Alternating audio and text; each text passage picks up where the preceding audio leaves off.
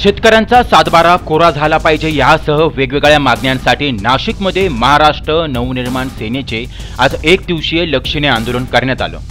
नाशिकच्या त्र्यंबक रोड परिसरामध्ये मनसेचे कार्यकर्ते पदाधिकारी हातात गाजर घेत यांनी आंदोलनाला बसले होते। शेतकऱ्यांची कर्जमाफी झाली पाहिजे, संतोष देशमुख यांच्या आरोपींना शिक्षा झाली पाहिजे यासह वेगवेगळ्या मागण्यांसाठी मनसेचे आज नाशिकमध्ये एक दिवसीय लक्षणीय आंदोलन करण्यात आले।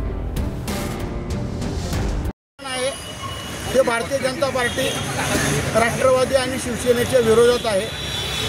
महाराष्ट्र नवनिर्माण सेनेचे सन्माननीय अध्यक्ष माननीय राजसाहेबांच्या आदेशानुसार आज हे आंदोलन आम्ही इथं सुरू केलेलं आहे।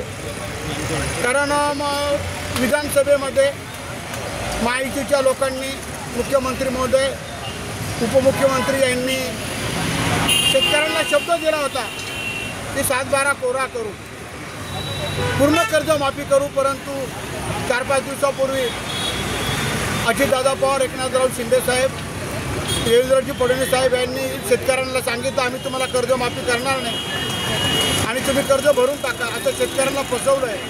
हे योग्य नाही आहे आणि म्हणून हे गाजर दाखवलं शेतकऱ्यांना।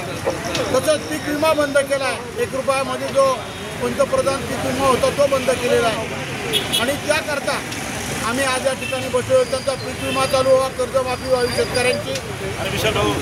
सोमनाथ सूर्यवंशीला जे मारले त्या मारेकऱ्यांवर कारवाई झाली पाहिजे, संतोष देशमुखच्या मारेकऱ्यांना फाशी झाली पाहिजे। या विषयांसाठी आम्ही या ठिकाणी बसलेलो आहोत। संपूर्ण महाराष्ट्राची कायदा सुव्यवस्था बिघडली आहे। दररोज बलात्कार, खून, दरोडे या महाराष्ट्रात होत आहे। म्हणून हे सगळं थांबवावं, चांगल्या लोकांना न्याय द्यावा।